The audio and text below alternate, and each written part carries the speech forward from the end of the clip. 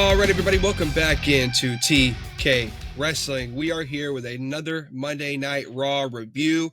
That's right, we try to bring these to you on Wednesdays, give it a little time to, sink in, learn a little bit. If you don't like these on Wednesdays and you want them earlier, we're both old people, so we can try to record Monday night. But a lot of the times we don't like, for example, Matt didn't start Raw this week until 9:15-ish. I didn't start until like 8:45. So I was right there. I was right there around the same time you were. So some nights they're hard to record immediately after, but if you guys want to see Tuesday mornings or Tuesday afternoons, just drop in the comments. Let us know. We're all about switching stuff around to get it to where you guys like it. So with that being said, we are TK Wrestling. Welcome back to another Monday Night Raw review. We're also going to do a Saturday night's main event preview since we have our first few matches of that. Maybe we'll predict a few of the matches we might also see added to that card. Maybe like a John Cena R-Truth. Who knows? We could see that added after the press conference. That's going to be there. That'll be there. I think it should be. If it's not being thrown around, then it definitely should be, because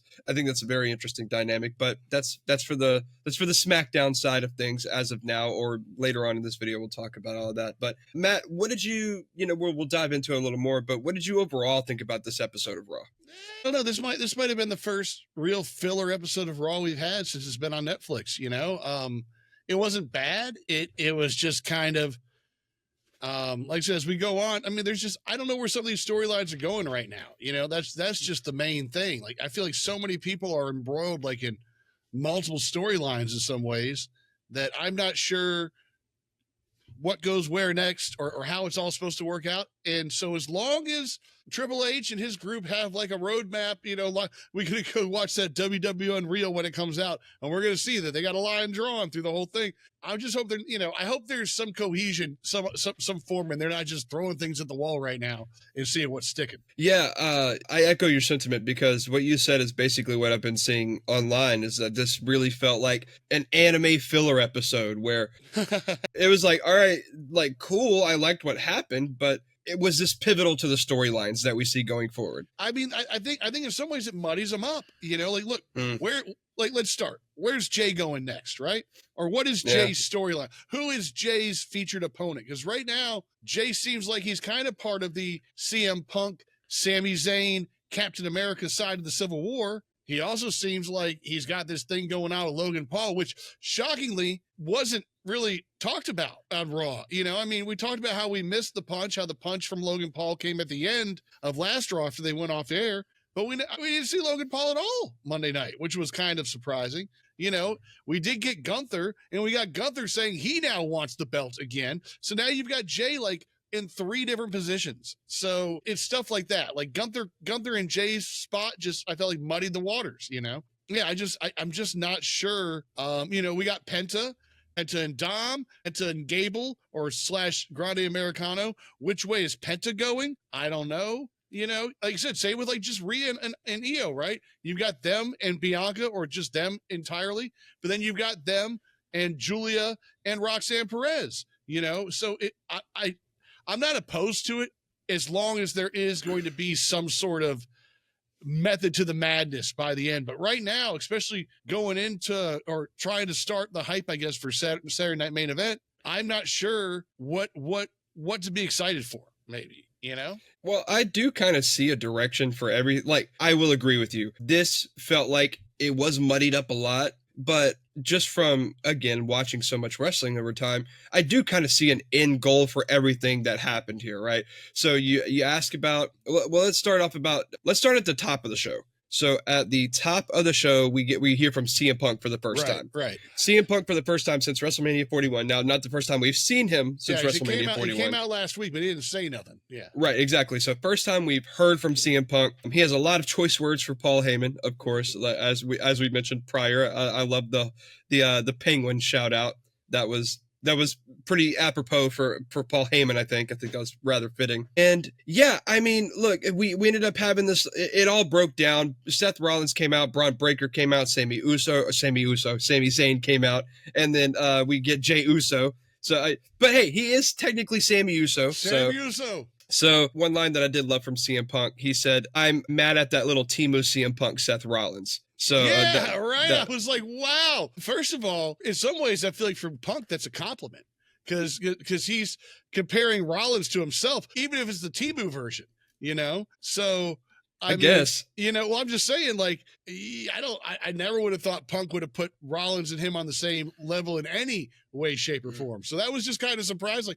Like, yeah, Seth is getting your head a little bit. And you see throughout the night, like we get a so we did find out eventually that this is going to be an official tag match at Saturday Night's main event.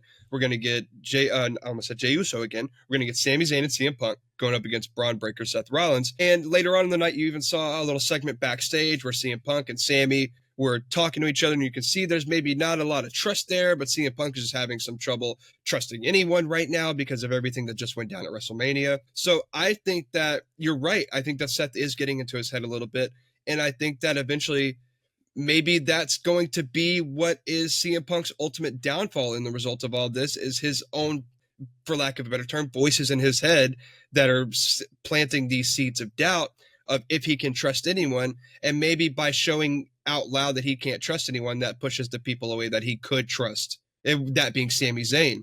Because right now the writing on the wall says to me that Sami Zayn is going to turn in Saturday night's main event.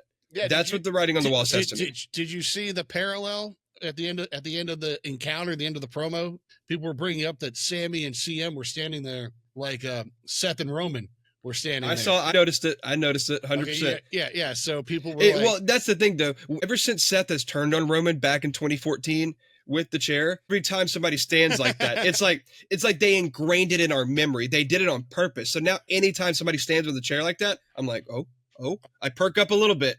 And so, but no, I definitely noticed Sami kind of lagging back, and I was like, are they going to have him do it right now? But I think that was more to tease.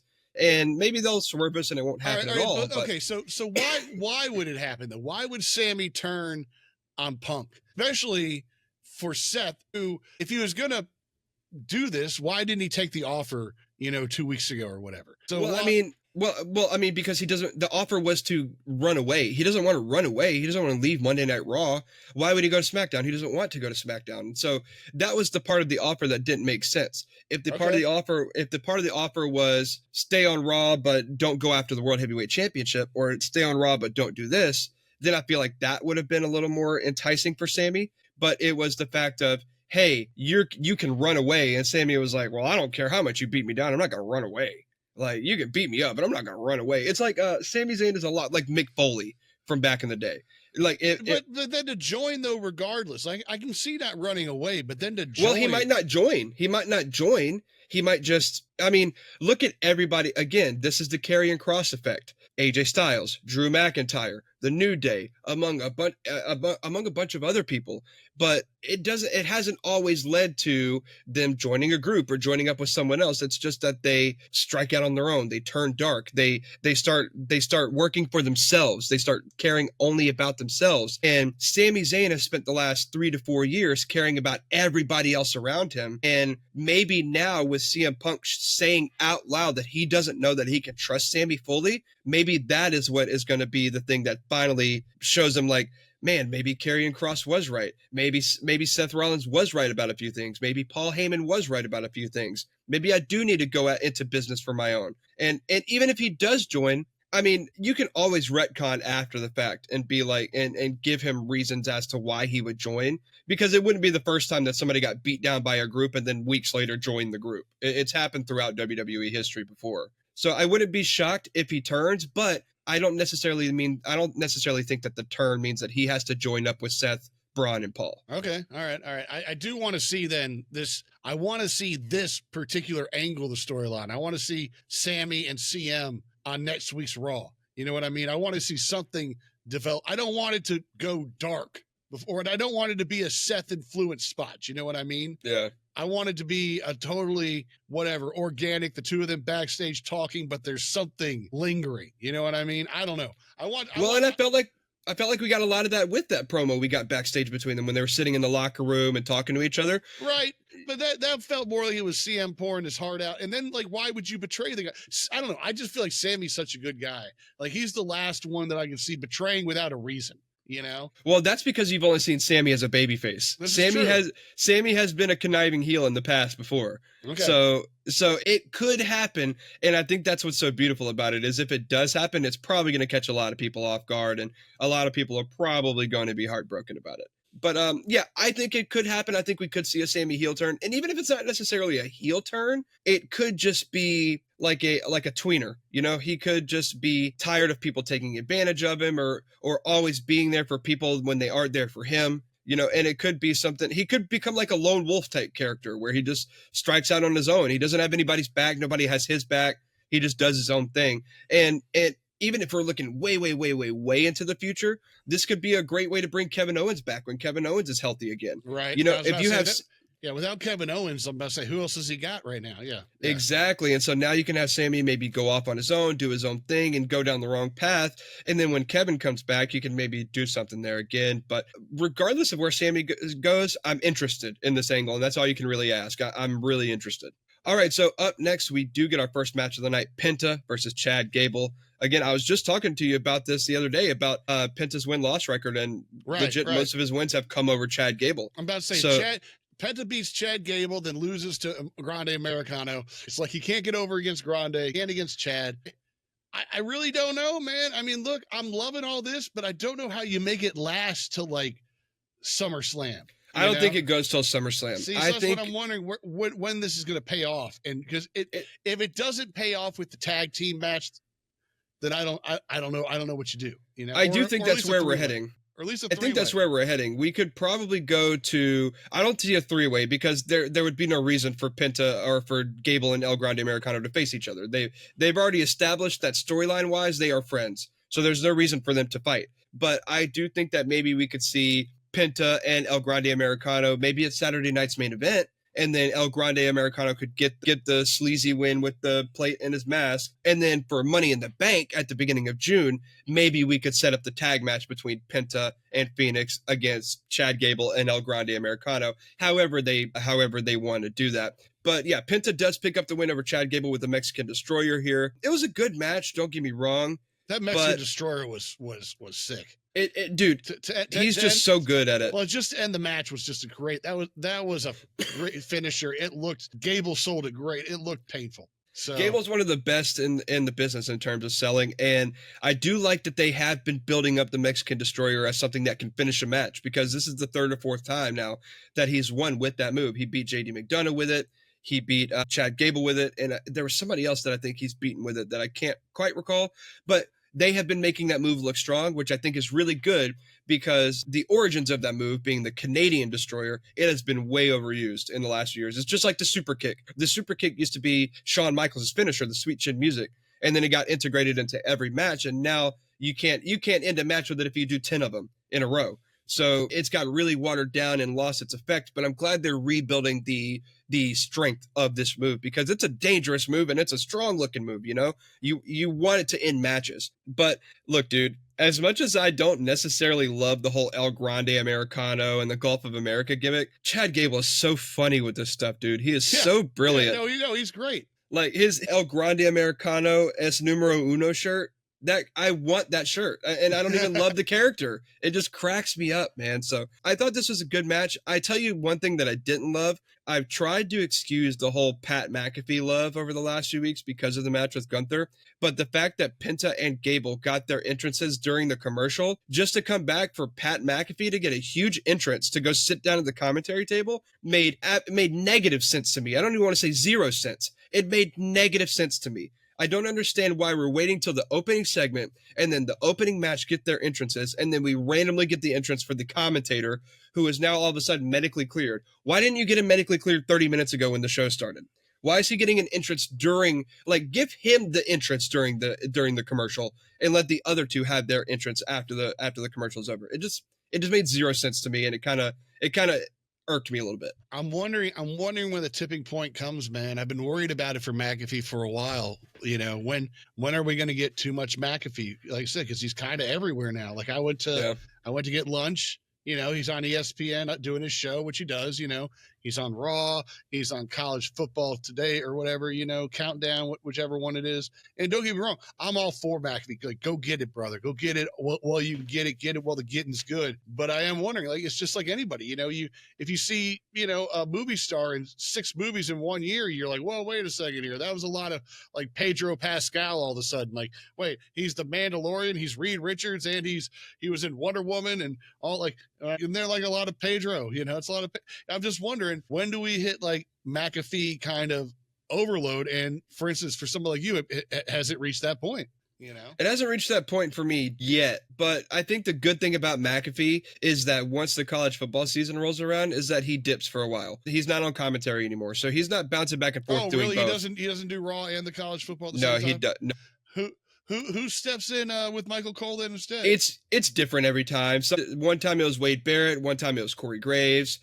At one point, Michael Cole was on SmackDown. He wasn't even on Raw anymore. So they moved Michael Cole over to SmackDown, I think, when they did the Fox deal, because the Fox deal was like $1 billion or something. And Fox really wanted Roman Reigns, and they wanted Michael Cole. They wanted the number one guy and the number one commentator. So they moved him over to SmackDown, and he was there for a while. But yeah, it goes in and out. It goes back and forth.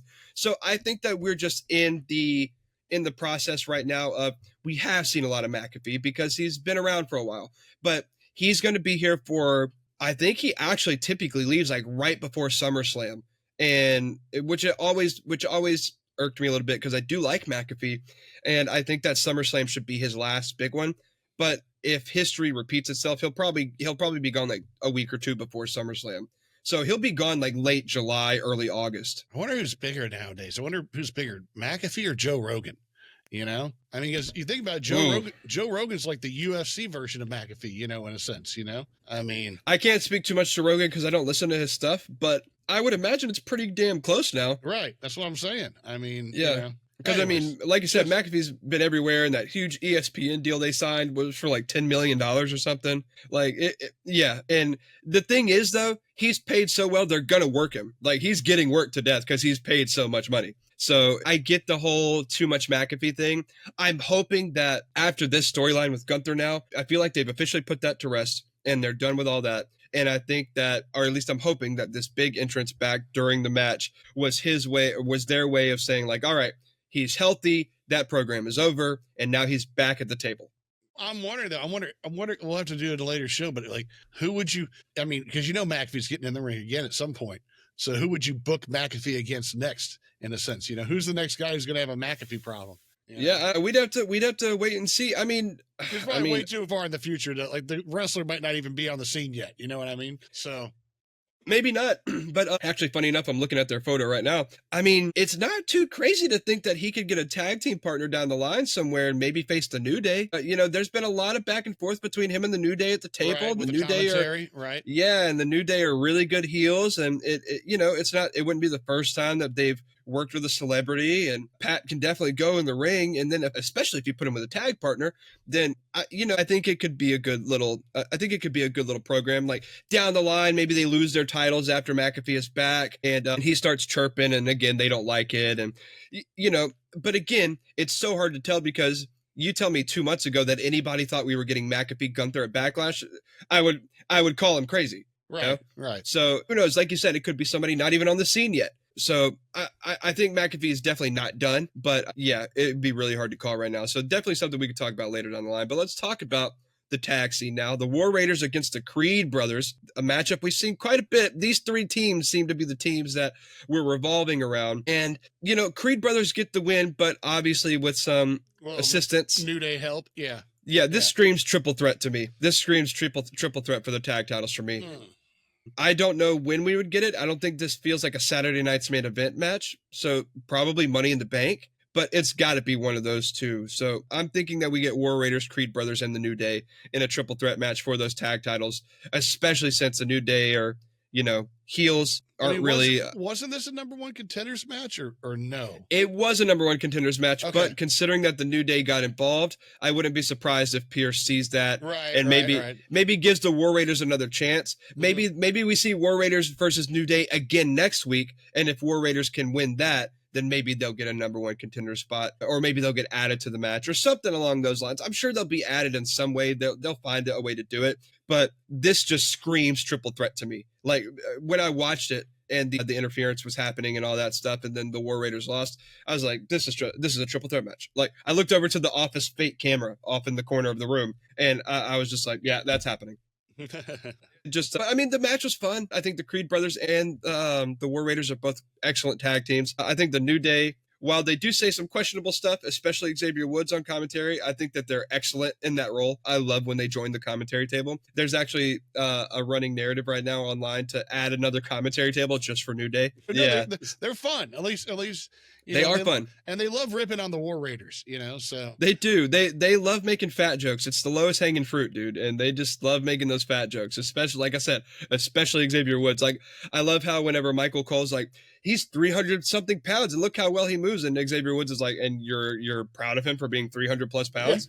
And it's like, yeah, man, but like how much of that 300 plus is muscle? Like let's be realistic here. Like Eric, who is in the War Raiders. By the way, if you haven't listened to his interview with Chris Van Vliet yet, great interview, excellent interview. I mean, Ivar's too from a few months back, but Eric legitimately lives as a Viking. Like that is his whole lifestyle. They are Vikings in their real life. So a lot of what we're going to see of the War Raiders coming up over the next few months is apparently, according to Eric and Ivar, a little more of their natural selves integrated with their character. So I like that. It seems to be that the Raw tag division has got a lot of flack over the last few months for not being as heavily built as the SmackDown tag division, and that is true.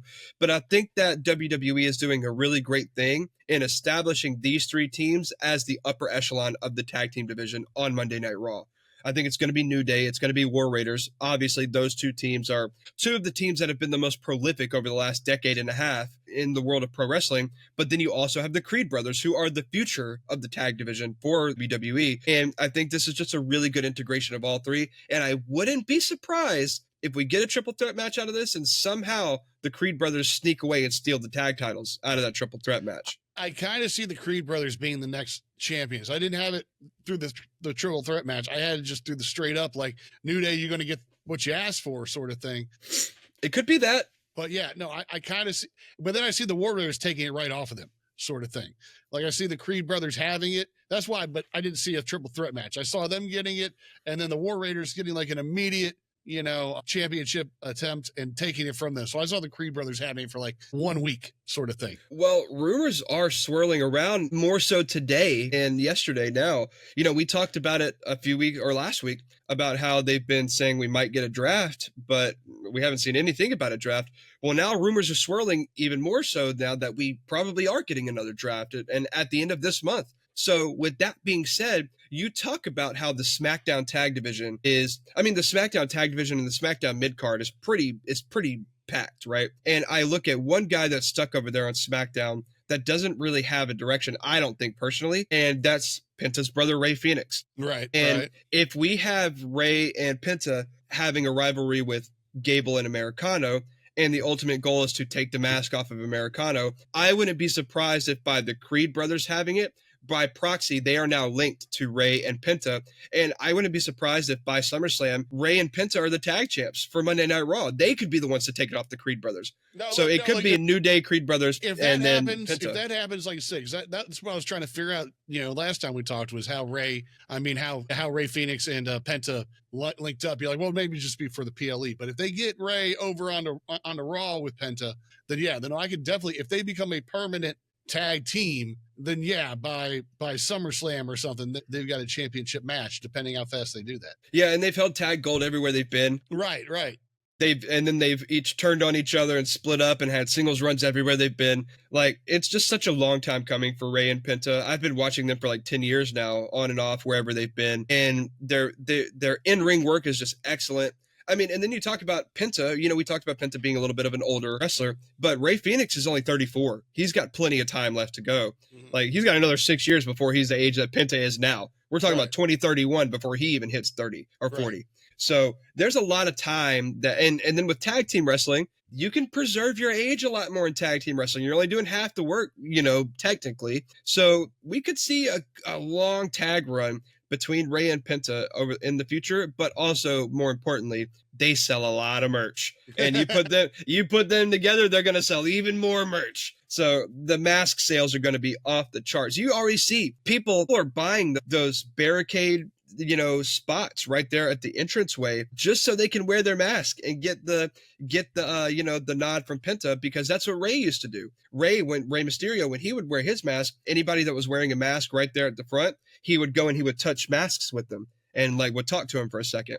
And you see that being used a lot now for Penta. And I just think it's so beautiful that for the longest time, WWE could not find a Rey Mysterio replacement because they just couldn't get a luchador to really resonate with the crowd. And now it feels like we have a plethora of luchadors that are resonating with the crowd. Right. It's like it feels like we have more luchas resonating with the crowd than other types of wrestlers. No, yeah, so, it feels like the rise of the luchador right now. Yeah, for sure. Yeah, so it's awesome. I love to see it. And as someone who grew up watching and idolizing guys that wrestled like that, it's really cool to see kids have, because I had Rey Mysterio and Eddie Guerrero before that, but Eddie passed when I was so young. And so a lot of what I watched was relying on going back to older tape and watching older matches of a lot of those guys like Juventud Guerrera and Dean Malenko and Rey and Eddie and Super Crazy Psychosis. I could go on and on and on. But it used to be you had to go back 10 or 15 years to watch guys like that. And now every week on every program, you're seeing multiple luchadors that are not just the stereotypical high flyers, but they're technically sound and they know how to connect with the crowd. And we've gone into a whole long tangent about the tag scene, but I think that the tag scene is in a really big climb right now. And I think the Raw tag scene is really building itself to be excellent going forward. Yeah, no, dude. I'm like you said. I mean, the tag is one of the strongest things. I'm really curious. Like you said, the draft happens. If you mix up some of these tag matchups, that's my only fear right now. Is that you do feel like we're sitting here with the War Raiders, the Creed brothers, and New Day kind of going in a circle. So it would be nice to inject a little new blood in that. Yeah, absolutely. And then on top of that, we talked about how American Made might be a stable dripped in gold at some point. Mm-hmm. So it could be the Creed brothers, and then. What if somehow Gable does grab the Intercontinental Championship? I mean, but El Grande Americano is already the speed champion. Yeah. El Grande Americano is the speed champion on WWE on speeds. On top of that, Ivy Nile could all of a sudden jump up. Win a match. She could win a match. She could be in a match at some point. That'd be the first step to winning a match is actually being on TV in a match. So maybe we'll get that eventually. Right after this, they did make it official. Seth and Braun against Punk and Sammy at Saturday Night's Main Event. I got to say, man, a lot of people have been critical about Saturday Night's Main Event ever since they brought it back, about how it doesn't really feel like a PLE and it just really feels like a glorified house show or a glorified Monday Night Raw. Looking at what we're probably getting at this Saturday Night's Main Event, I think that WWE heard that, and I think they're going to change that narrative with this one. This seems like there could be a lot of big things that happen at this show, and I'm really excited for it. So they made that official right after this. Let's see. Yeah, Jey Uso comes out, talks to the WWE Universe. He addresses Logan Paul, talks about the knockout, all that stuff. And then, as we spoke about earlier, Gunther comes back out and talks to Jey and says that he's coming after that title for the June 9th episode of Monday Night Raw, of all things. And yeah, that's the other thing. Like, you're challenging in general, So now in some ways, it makes the Jey Uso Logan Paul match on Main Event a foregone conclusion, which like you just said, they're trying to make Saturday Night Main Event better, but then they go and bring this Gunther spot out. And then you're going to have Gunther challenge Jey just on a random Raw. I mean, this, like I said, I was talking about muddying the waters. This, for me, I don't know why they did this spot maybe in particular.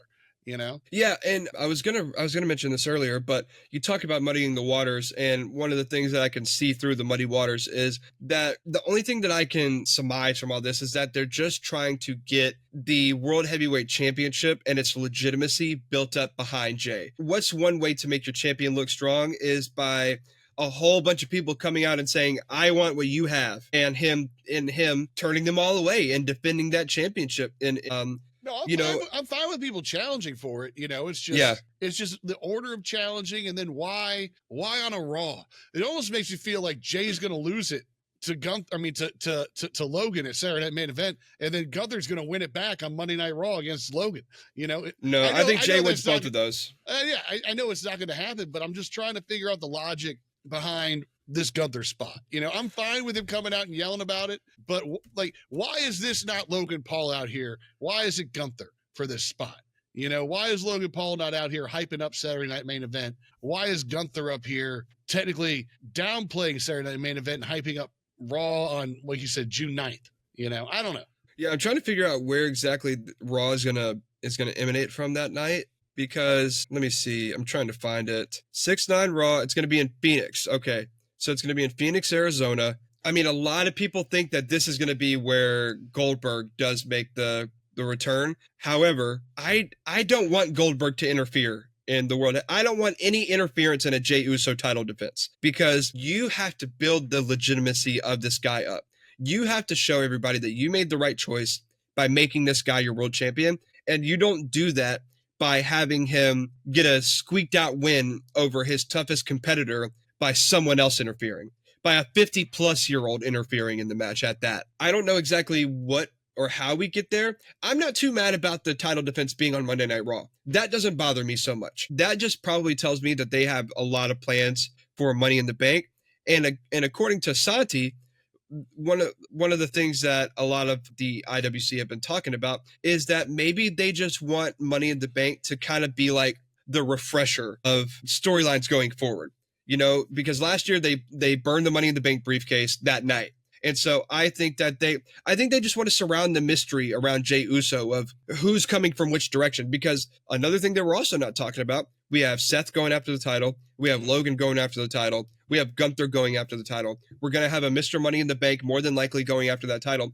We're going to have Sami Zayn going after that title. Technically have Sami Zayn going after that Karrion Kross is probably going to go after that title. So I think that it's going to be a back against the wall, Jey Uso against everybody. And it's going to be, I think they're going to make his title defense like as tough as it can possibly be. So that way, when he does inevitably lose it, because I don't think he's holding it a terribly long time, I'd be shocked if Jey holds it past SummerSlam, if I got to be real with you.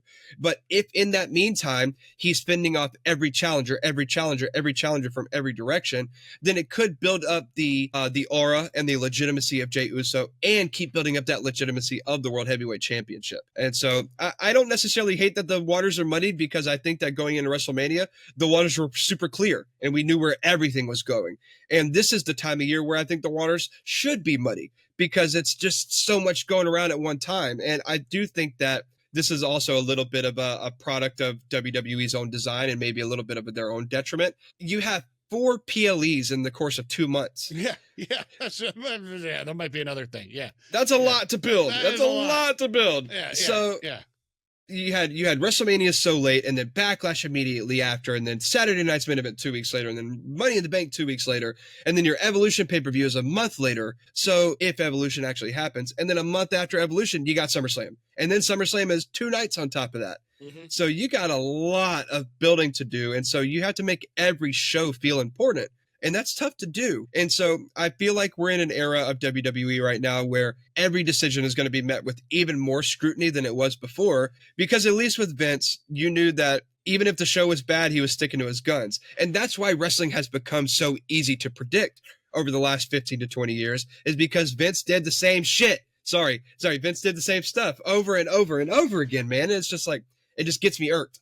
Because it gets me so frustrated, because, I'm not saying that you shouldn't feel this way about what's currently going on, but all of a sudden when people can't tell exactly 100% what's going on weekly television, all of a sudden Triple H is messing up the booking. And it's like, how many times have we thought that we didn't know where something was going, and then hindsight happens and we're like, damn, they did a really good job with that. Like I said, as long as there's a string connecting to everything, I'm not tuning out, I'm not fading out, I'm not saying no, but I just want to make sure.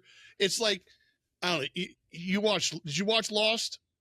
No, I haven't. Lost? All right. Well, I didn't watch Lost till it was done, right? Till it was finished, And Lost, if you watch it when it's done, despite what people say about the last season, is a great show, in my opinion. But if you watch Lost week to week, apparently, it was a bloody train wreck. And part of the reason was, supposedly, the writers would get on there and go look at the fan fiction or the fan predictions and be like, that is maybe an interesting place to take the story. So I'm just hoping that Triple H isn't watching us right now going, well, where does Casey think this should go?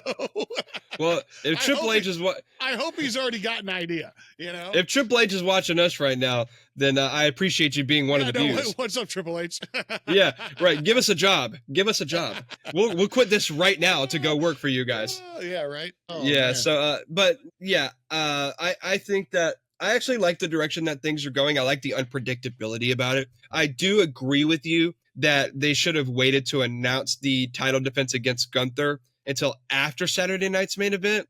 That didn't make too much sense to me. I just can't believe more, like I said, that we haven't had Logan Paul in a sense. You know, I agree. He is the next guy, and we didn't get him at the end of Raw because they either cut too early or what. That still hasn't really been explained why that wasn't televised. You know what I mean? Like, was that planned? Was it not planned? You know, like I don't think it's a cut too early thing. What if Logan Paul just decided he wanted to hit Jey Uso straight up? Right. He just laid it in, dude. He just laid him out. I'm just surprised. Like I said, and then no Logan this week. None of it at Backlash. Not even a sniff of it in Backlash. So I guess I'm more surprised that they're not pumping that match up, because that feels like that's going to be, quote unquote, the Jey Uso main event for Saturday Night Main Event. Well, what are you going to make the tag match the main event? Like, what are you going to? No, it might be Cena and Truth if that happens. I guess it's Cena and Truth probably. I guess Cena's still the main event. But I want to echo what I said last week. I think that you should build every Saturday Night Main Event around Jey Uso. I think this should be his show. I mean, it's in his nickname. Right? I just don't see, me personally, I would be, win or lose, Jay would be my draw every time he's on Saturday Night's Main Event. He would be on every show. He would be the main event of every Saturday Night's Main Event. That's for me personally. But speaking of Jey Uso, earlier in the night, we saw Seth Rollins whispering to Braun Breaker. He said, hey, before you leave for the night, I got one more thing I need you to do. And we find out after this commercial break that it was to attack Jey Uso. So Braun Breaker lays out Jey Uso backstage. I want to point out too, I feel bad for Ludwig Kaiser. Ludwig Kaiser was getting interviewed here, and then that's when the whole segment happened. We haven't seen Ludwig Kaiser wrestle in a match in weeks, maybe months it feels like, since before WrestleMania, and he was getting some huge wins. 2024 was massive for Ludwig Kaiser, and I expected him to be Intercontinental Champion by this point, to be honest. But maybe with him showing back up on screen this week, maybe we'll see a little bit more of that being built back up. And maybe we'll see him thrown back into the fray of things. I don't know. Maybe Gunther loses at the Raw after Money in the Bank. And maybe we finally get to see the descent of Ludwig Kaiser and Gunther. Maybe we see them finally break apart from each other and have a little program against each other. I'm surprised we haven't gotten more Ludwig Kaiser, especially with the lead up that with him in WrestleMania with Charlotte and Tiffy, you know? Yeah, right. I mean, he's kind of been, silent even in regards to that. You haven't seen him with Tiffy. You haven't seen him really respond to that. They kind I wonder if that's by design. Right. They don't want to who knows how much Charlotte was going off script saying he was all up in her DMs or whatever. From what I hear, it was completely off script. That promo between the two ladies was apparently terrible, But no, but on top of that, with Gunther losing and all this stuff, I'm surprised that there has been so little Ludwig Kaiser the last couple weeks. So I'm with you as well. I'm with you on that. We're on the same page there. Now, I do want to say I missed this, and I'm sad that I missed this because I'm usually good at catching these types of things. But before Uso entered the arena, you could see in the background that Finn Balor was talking to Roxanne Perez, and it was just off in the background. They're very small. Look, I'm gonna send you a picture so that way you can have it for reference. Excuse me, but it leads me to believe that Finn might be putting together his own new group instead of maybe joining Seth and Braun and Paul. Maybe he's putting together his own little faction to break away from the Judgment Day, or maybe he and Roxanne are both going to join Seth and Paul's group. I'm not too sure what's going to happen with that, but it is something that WWE, specifically Triple H, likes to do, where you have to pay attention to the background of backstage segments, because for the longest time, that was what Karrion Kross was doing. You would look in the background and Karrion Kross and Scarlett would be hiding somewhere. Right. Or doing something in the background. And so now I see Balor and Roxanne joining up together, and it kind of gives me the inclination that maybe they're joining up at some point. And maybe Finn takes JD McDonough with him. Maybe it's Finn, JD, Roxanne Perez, and maybe that's it. Or maybe there's one more group or one more person. Maybe he and AJ join up finally again, because AJ and Finn have the Bullet Club history from prior to WWE. You know, Finn Balor was the leader of the Bullet Club in New Japan Pro Wrestling. He signed with NXT. And when he signed with NXT, AJ Styles became the new leader, and they killed Finn Balor on New Japan Pro Wrestling. They destroyed him. And so then AJ took over, and we never really got that proper AJ and Finn program in New Japan. Now, they've wrestled a few times in WWE. They've had a few programs here and there. And then, of course, we saw them wrestle on Monday Night Raw. But again, I'm curious on what this means for Finn and Roxanne, especially since Roxanne, I knew she was young. I didn't know she was only 23 years old. She is so young. So the fact that she's already main eventing Monday Night Raw at 23 years old, they've got the next 20 years with Roxanne Perez. I'm very excited to see what happens. One line I do want to bring up from, or what they both said, Gunther and Jey Uso. One thing I like that Gunther said, he says, I can feel this position is not natural to you, because unlike me, you are not a natural champion. No, and that's kind of the same thing that Paul Heyman said to him. Mm-hmm. You know, he's like, you don't know how to wield this power. Seth Rollins does, Yeah. So, and I mean, in a way, Paul and Gunther are not wrong. In a way, this is the first time, because outside of all this, Jay's been a multi-time tag champ. We know that. But even still, his first singles championship was what? The Intercontinental Championship that he held for 2 or 3 weeks, that he lost back to Braun Breaker, the guy that's in Seth's faction. And now he's the World Heavyweight Champion, and he's been champion for a month, and not even a month and a half, almost a month, almost a month. And he's already got so many people gunning for him that it's like, history tells us that he's not going to be able to withstand all the people gunning for him. So now he's got to prove everybody wrong. And I think Saturday night's main event is the perfect way to do that over Logan. But again, we can be critical of the way they did it. They should have just waited till after Saturday night's main event to have Gunther come back out. So that's the way I feel about it. Yeah, no, exactly. So, yeah. All right. Up next, we have AJ and Finn. Just like we talked about, they've had so many different run-ins with each other in the past. And, I feel bad for Finn, because he's just always eating the pins. He's made to look like the idiot of the group now by always messing up the interferences when he does come out to help his Judgment Day teammates. But again, this all just feels like the way to get Finn out of the group eventually. This feels like the writing on the wall here. And we see a lot of interference in this match, of course. But yeah, Finn takes the loss here. The key thing that I want to point out is, like we said last week, no Dominic Mysterio ringside again. Right. So, Matt, I feel like I've been yapping a lot. Tell me what you thought about this match and where you think about the dynamics of this going forward. Well, I mean, here's the other thing. I mean, the Penta, like I said, comes out and helps AJ. You know what I mean? So, like I said, here's Penta muddying the waters of who he's really, concentrating on. That's why I'm not sure what's going on with Penta. I'm fine with it. Like I said, I'm fine with having multiple, opponents or multiple, nemeses. But I feel like his nemesis is more Dom. So if Dom's not out there, is Penta's, I don't feel like his grudge is so much with the Judgment Day as it is with just Dom in particular. So that said, look, this was a fun match, obviously. Yeah, Finn's been eating pins, which makes me feel like, yeah, he ain't going to be eating pins much longer. There's something coming with Finn Balor. Maybe he joins up. He could be the Seth guy. I can see him leaving the New Day and the Judgment Day and just being done with it. And, or something happening. We've already seen it. We've seen the cracks. We're kind of just waiting to see how this whole thing falls apart.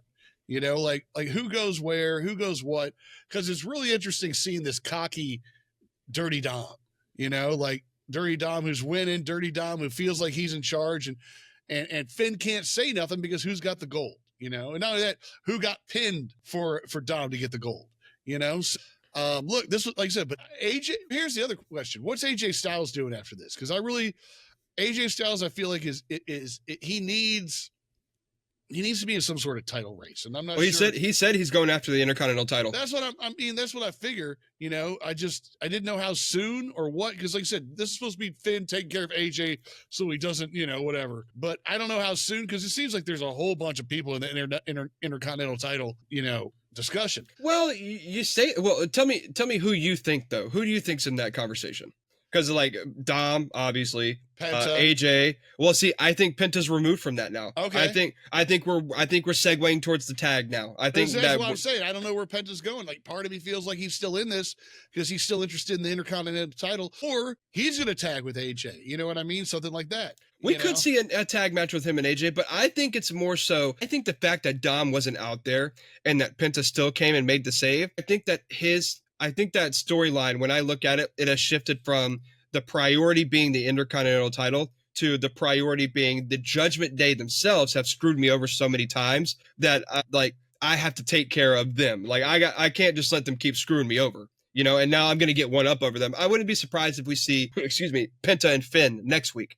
And then maybe we see AJ Styles and JD McDonough next week or something like that to further get, to further get AJ match, closer. Dude. AJ and the Iron Lung. That would be a fun match. Yeah, so we can get AJ against JD next week, and we can get Penta versus Finn next week, and then you can still have, because we saw no El Grande Americano this week, right? Yeah, then El Grande Americano comes and headbutts Penta, and Finn gets the win, and there's a first pin for Finn in a while, and there you go.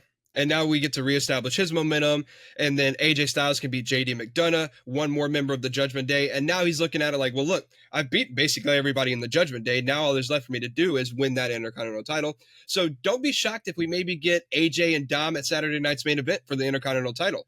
It could be. Well, I mean, you make that face, but he's already beaten Finn, and if next week he beats JD McDonough, then we have one more week in between that. And so it's like, I feel like it's going to be June 9th on Raw.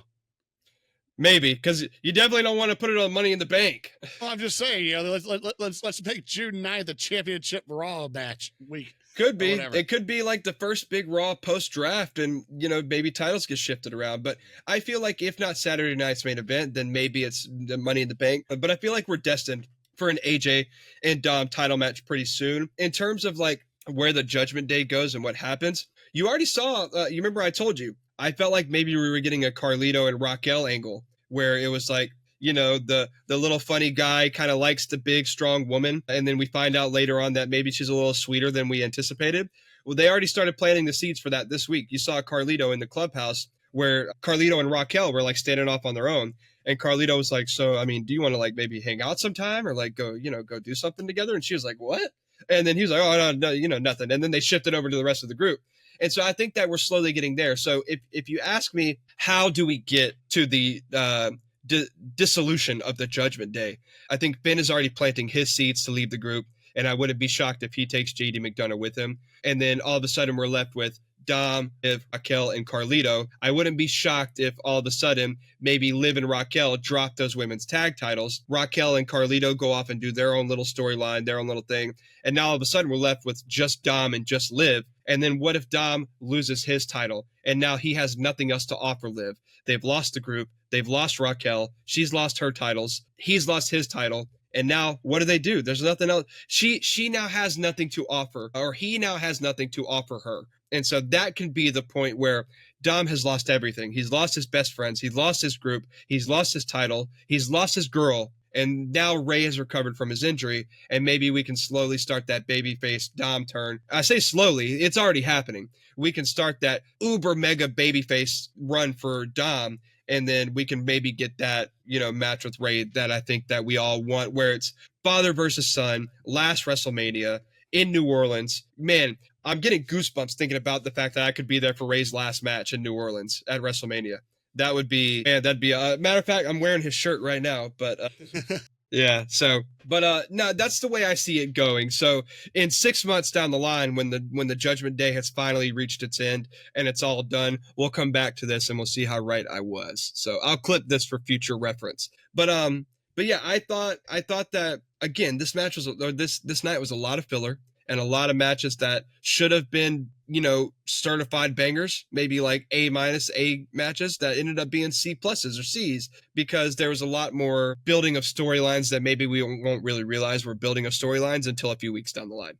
All right, so no Lyra this week, but we do get a nice little promo from Becky. She comes out and basically takes all of the disappointment and anger that she has at her loss to Lyra at Backlash out on the fans. And she also does acknowledge the Becky Hogan chants, because she does get the Becky Hogan chants a lot, like Sammy used to. when Sammy beat Gunther for the title at last year's WrestleMania, Sammy was getting a lot of the Sammy Hogan chants. And Becky acknowledged those this week. She didn't say Hogan, but she acknowledged it and basically said, if that's what you think I am, I'll just be that. I'll just be the person that actually holds people down and doesn't let people get past me. I'll be the person that holds the main event scene hostage. And so I like this new turn of Becky.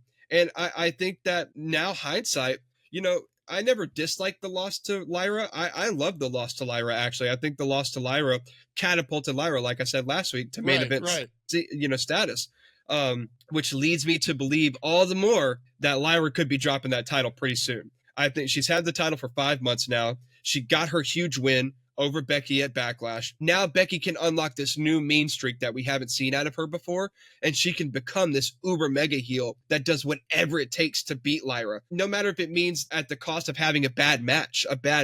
It's just about capturing gold and holding that gold hostage and making sure that nobody else can cement their legacy over her. And so I think that this was a great promo for Becky. I like that we didn't see Lyra and Becky together at the same time. I think we needed a week to let it simmer down a little bit and let Becky get some more heat off the crowd. So when Lyra does come back, the crowd is cheering for her even louder. And so I like that she said, from now on, I am what you say I am. Mm-hmm. It was the big line for her. So I loved it. What did you think? No, it was a good, how would I call this? A good biography promo.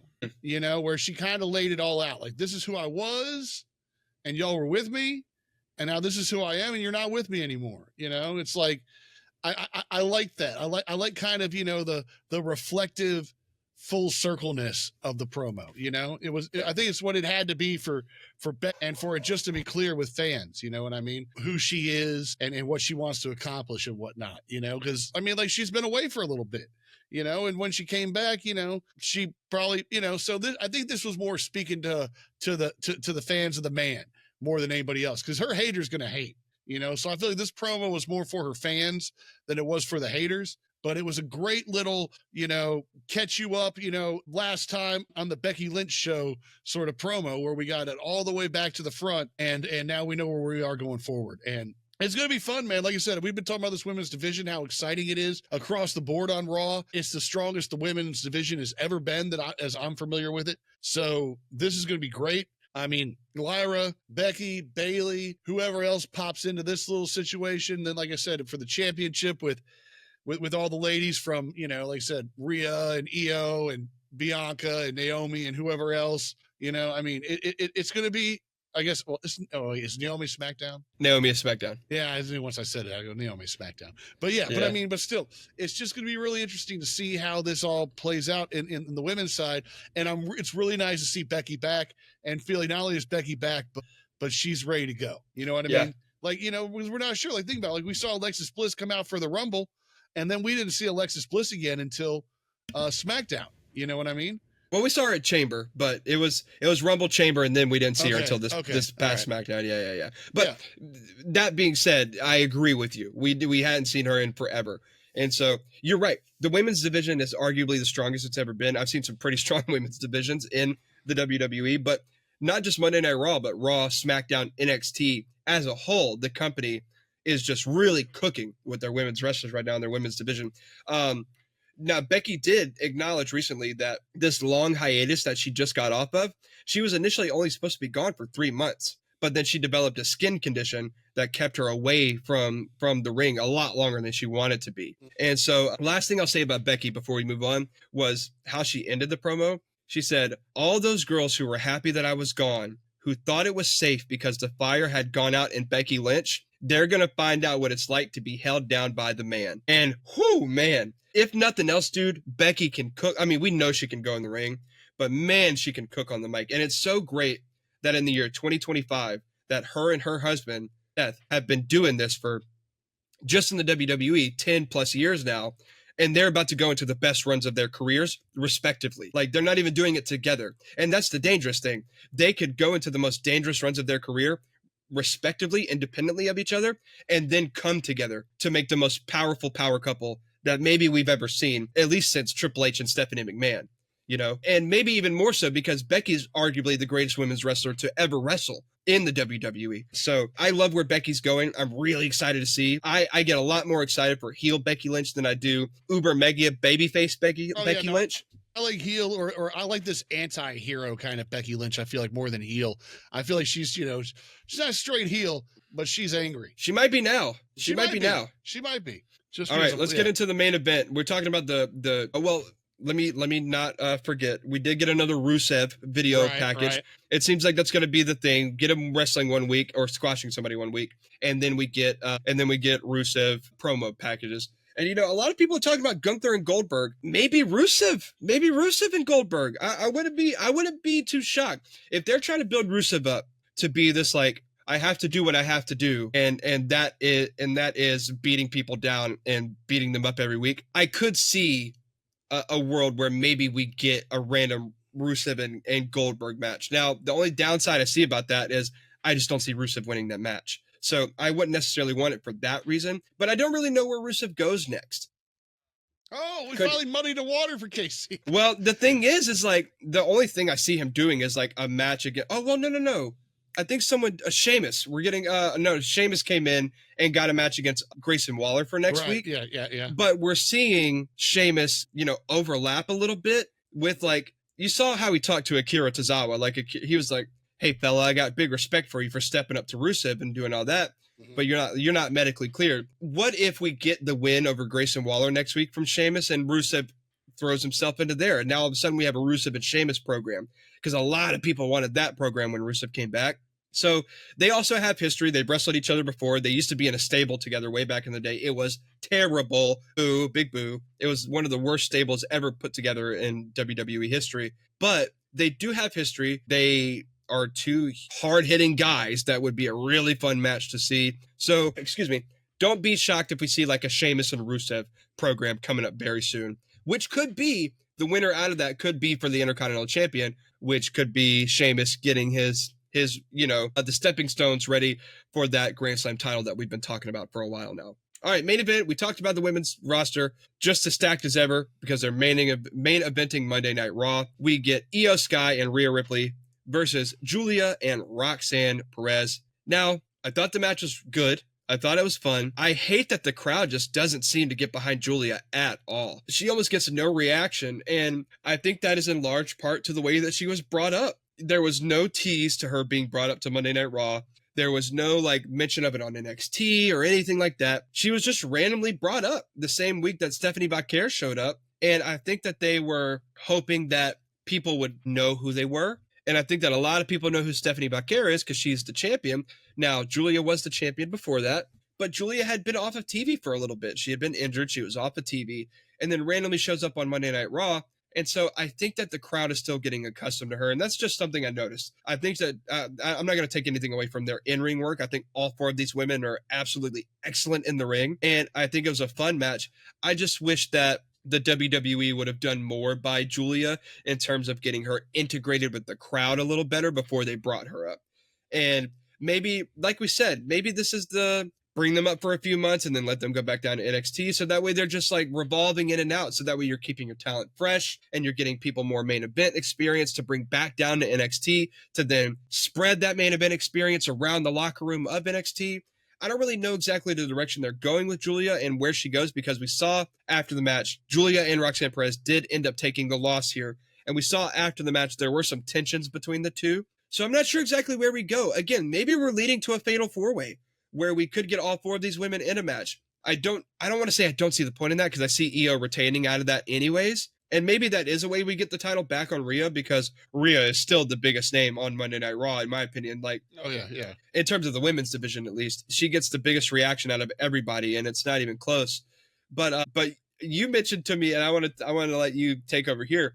But you mentioned to me that it looked like Rhea took most of the brunt force here in this match. She was beat up. Like I said, I mean, before when I predicted, I told you, I thought there's a chance these girls could win it, because they beat the crap out of Rhea, and they did. They beat the crap out of Rhea. Rhea still, hit the riptide on Julia to finish, and get the pin. But if you watch even after that pin, she's shown that she can't stand really. you know? I mean, so I don't know how much that's going to play going forward. I don't know how much people were watching that. Like I'm watching that because, I mean, I'm in love with Rhea, so I'm paying attention to everything she's doing. But, so I'm not sure how much, how much we pay attention to wrestlers' injuries week to week. Like, for instance, when Sammy came out, he had the ribs taped up. You know what I mean? But we all know about Sammy taking those spears from Braun and whatnot. So I don't know. I'm curious. I was ready, like I said, I was ready for Rhea to get hurt in some ways, quote unquote, enough to take her out for, so we don't see her for like a month, but that wasn't the case. So I'm wondering how much they're going to play up with this Rhea being injured thing. Because I feel like that's been the thing right now. It's like Rhea's been taking all like the last 3 weeks, I mean, whether it be in a match or helping out to save EO, or whatever, it feels like Rhea is just taking some brutal beatdowns, the last couple of weeks. So nice to see her get the pin, like I said, you didn't see him really losing. But I guess, I guess, like I said, the more interesting thing though is Roxanne and Julia after the match, that is like, because I thought this was maybe becoming something between the two of them. And apparently it's not, according to Julia. This isn't a we thing, So yeah, so I mean, I feel like that's the more interesting thing. We've kind of established the Rhea EO for sure. I feel like frenemy situation. So I don't know how much more we need to establish that before we need to get some payoff from it. But no, I feel like the biggest thing, like, I wouldn't be surprised if like next Raw, Rhea's doing a backstage promo talking to EO about how, I've been getting the crap kicked out of me and look at you, you're fine. Like I can't keep doing this, sort of thing. And that could be part of where their frenemy situation comes to a head and they become straight enemies. You know what I mean? Is Rhea being like, yeah, I'm the one taking I'm the one getting all the business. You're coming out there doing fun moonsaults and then tagging out or whatever. And then I'm the one getting my butt kicked, So I can see that being the big fallout that leads to the title match again. But I don't know.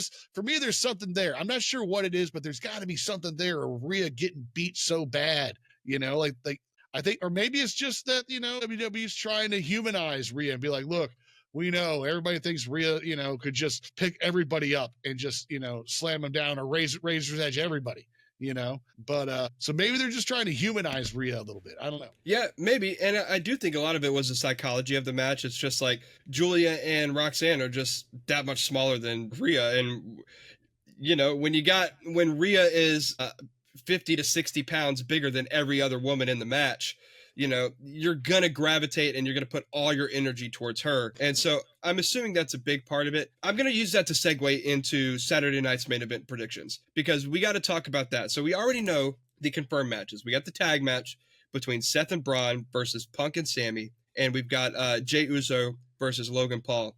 But I really don't know because with it being so close to Money in the Bank and we still don't have Money in the Bank qualifiers yet, those are starting on SmackDown, which I really thought we were going to get them starting this week or on Monday Night Raw. But without knowing who is in the Money in the Bank match, it's kind of hard to know where the Saturday night's main event card might go. And so I'm just going to ask you matches because these are some predictions that people have. And you tell me if you can see it being on Saturday night's main event. And then I'll also give you the answer. All right, so Cena and R-Truth for the title. Do you think that's a Saturday night? Yeah, that. I think that's happening. I think it's booked. I swore it was booked. Maybe it's not, but I swore it was booked. I saw a lot of conflicting reports that it was quote unquote booked. According to official cards that I'm finding, it's not official yet. Okay. So it'll probably be made official this Friday on SmackDown. I'm sure if it does happen. So yeah. I agree with you though. I think it's going to happen. I don't think that's a Money in the Bank match. I think that's a great Saturday night's main event match.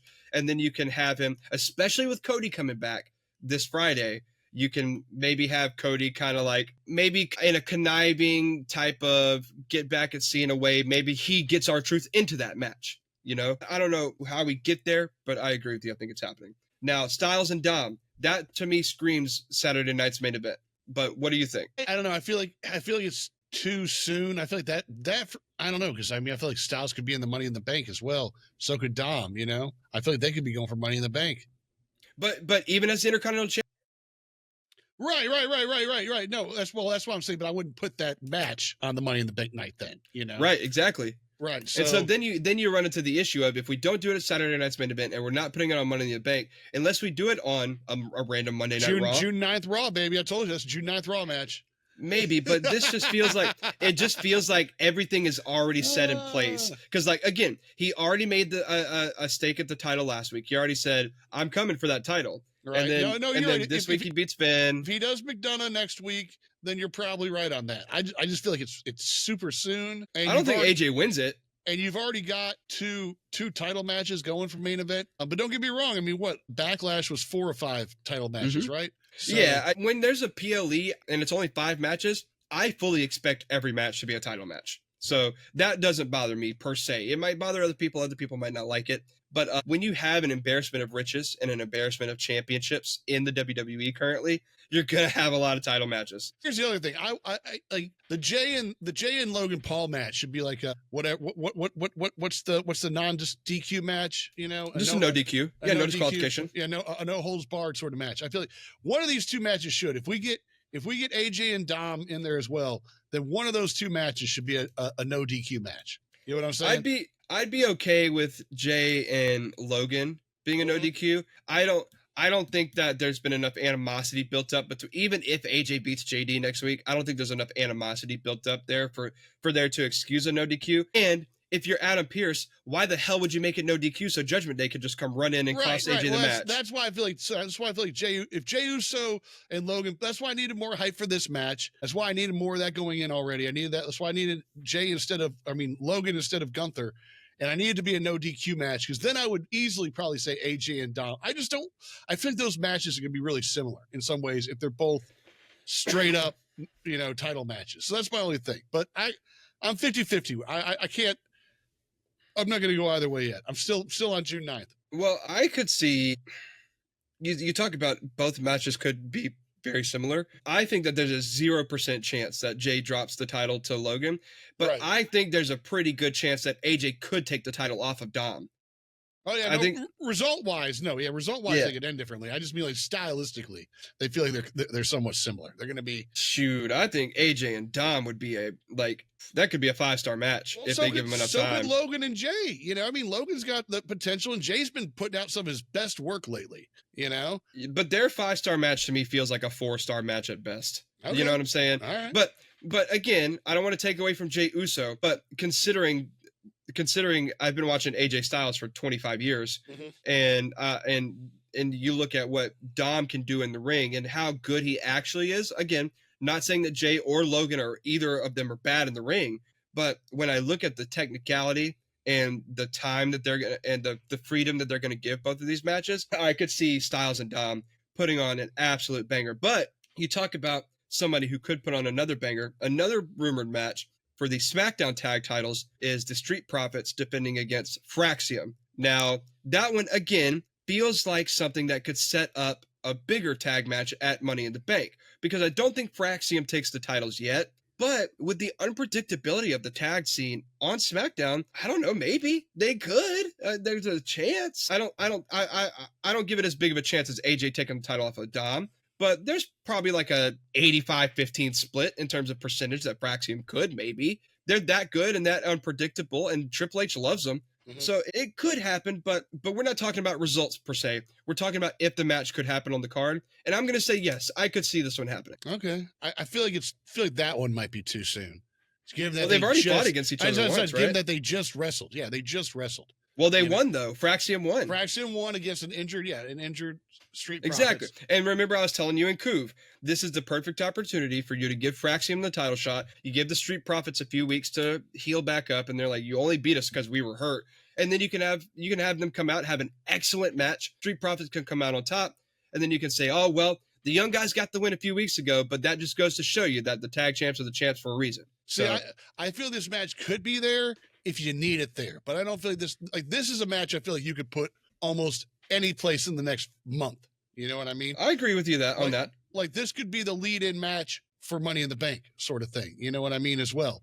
So that's my thing with this. Like this one depends on how the rest of the dominoes fall. I feel like this is a match. If you need a match, they don't have 5 or how many they're going to run for this PLE, and they only got 4. This is easily a plug and play insert match that works. I feel like. All right, so I just need a yes or no from you. Is this on Saturday night's main event? Right now, no. Okay. All right. Cool. I'm taking both of our answers, so that way after Friday Night SmackDown we can kind of see where we stand. And I do want to say, I wish that it wouldn't water it down so much because we already have 2 Money in the Bank matches every year. But man, I would love to see a tag team Money in the Bank match. Like, I would love to see a tag team have that briefcase and be able to cash in at any time, because SmackDown would be perfect for that with the embarrassment of riches of tag teams we have over there. Imagine 6 teams, really going at it in a Money in the Bank ladder match for those briefcases. I would love that. All right, so last one that I've been seeing rumored to be on the Saturday night's main event card. I'm iffy on this one, so I'll let you take it first. But Jade versus Naomi again. Do you think we see that one? Really? Yeah. I don't know, because I thought you were going to go and give me Tiffy Time and Nia Jax for the women's championship. That's what I'm kind of wondering if that makes a Saturday night main event. I hear what you're saying, and I don't think that's a bad shout. But that one, honestly, with the storyline that they have already had in the history, that one feels like a Money in the Bank to me. I feel like that one's probably Money in the Bank. I guess just because Tiffy won it with Money in the Bank, do you do it at Money in the Bank? I don't know. Like, that's just where I was. But I feel like that's pretty poetic, actually. It is, but I feel like this is one that needs to come to a head soon, because we just had Nia beat Jade for the number 1 contender spot. So I feel like this one needs to pay off soon.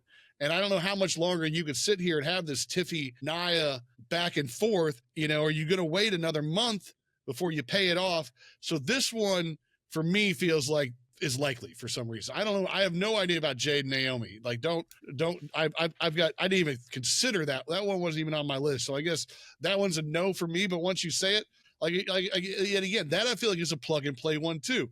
If I needed a match, I could easily put Jade and Naomi in there, and it would be entertaining, and it would move a storyline forward. And, it would be like the second or third match of the night, that time when people want to go get their Cokes or go to the bathroom, who are in the arena, before you get to the next championship match. I could see that being that kind of match for main event, Saturday night main event.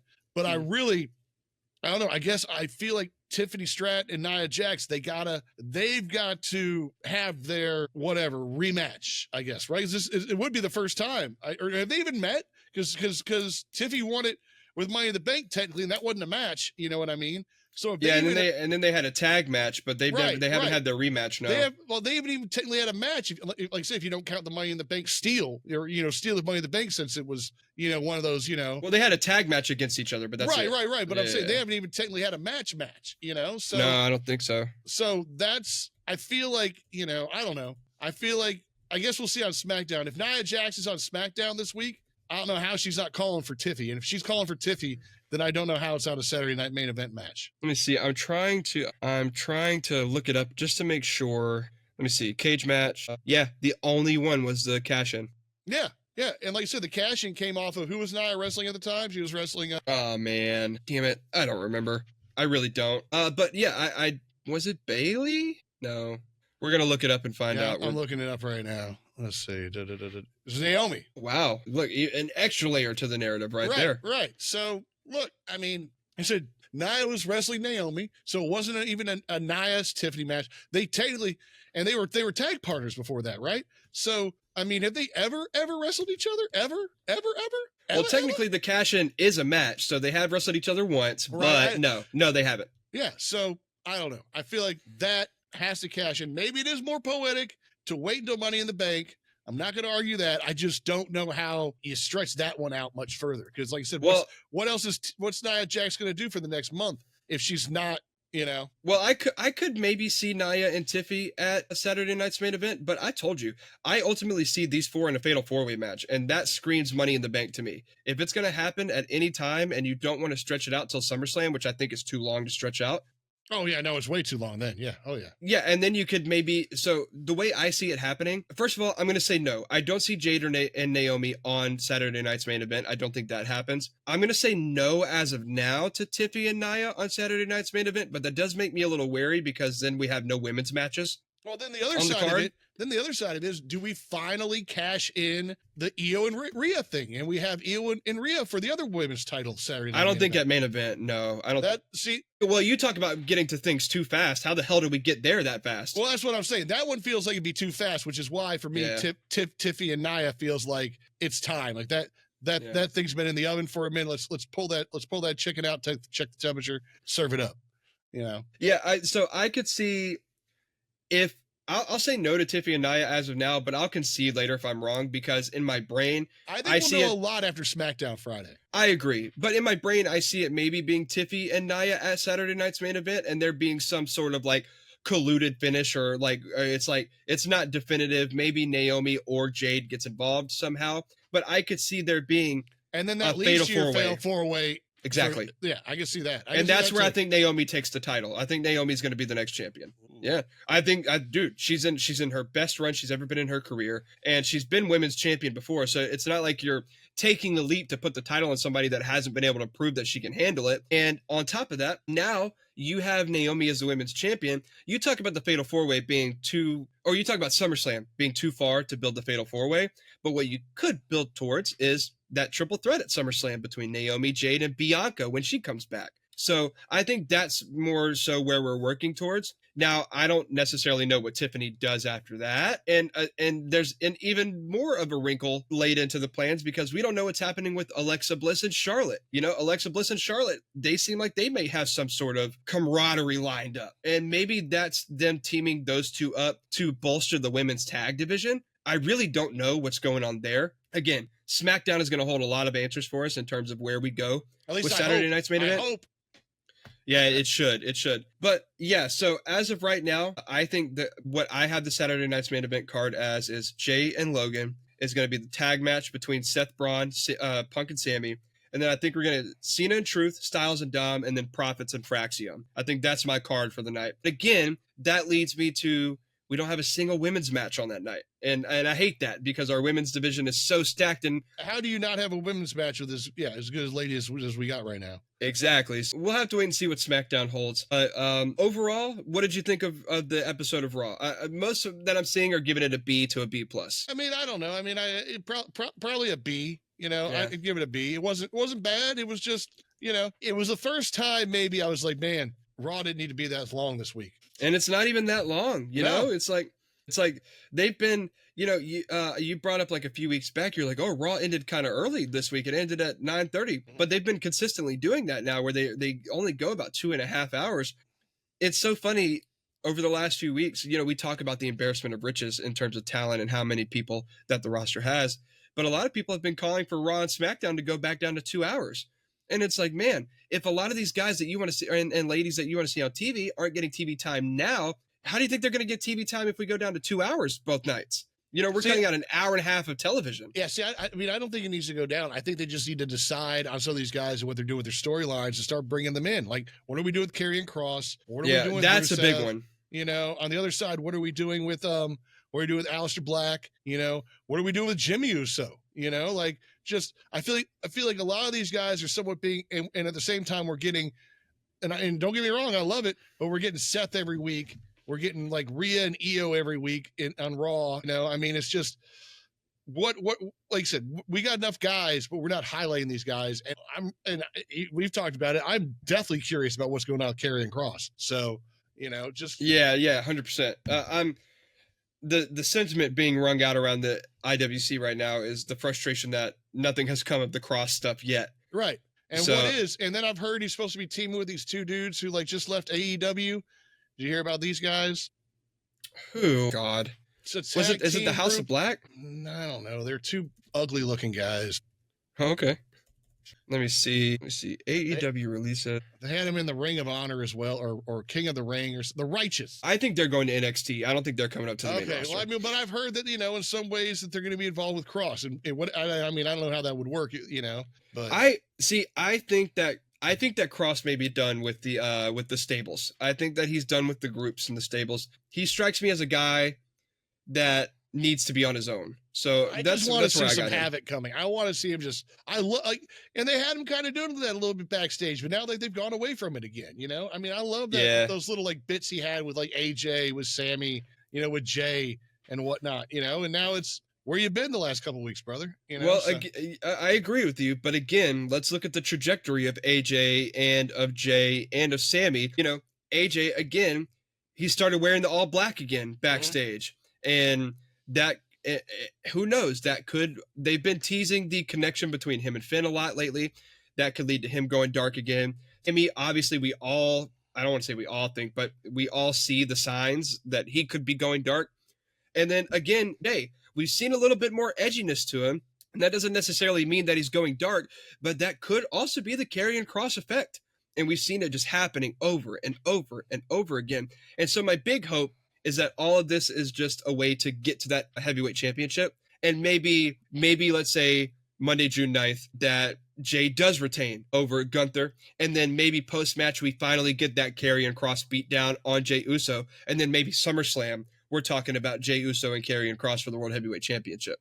And then we can finally get that push that we've been begging for Karrion Kross for years now. So I don't really know where Karrion Kross goes. You talk about muddying the water. That's the muddiest water that we have right now is Karrion Kross. And what the hell is going to happen with him? I'm telling you, we just need Triple H to give us a call. We'll figure this all out. We'll get your third hour stretched for Raw and SmackDown. Casey and I will have the third. Just give us the final hour of both shows and we'll be fine. Or the middle hour. Give us the middle hour. You know, you give me 30 minutes and I'll have your whole week's television written. You give me 30 minutes and I got you, Paul. I got you, dude. But all right, yeah. I mean, look, I thought Monday Night Raw was pretty good. Really excited for SmackDown. I think we're going to, I don't want to say we because Matt's not really too integrated into NXT because neither am I really. I know a lot about NXT, but I don't get to watch it too much. But I think next week I may start doing some NXT reviews because NXT is just too good, dude. NXT is awesome. And again, you talk about women's divisions. Their women's division is the best thing about the show. So I can't wait to start getting in NXT more.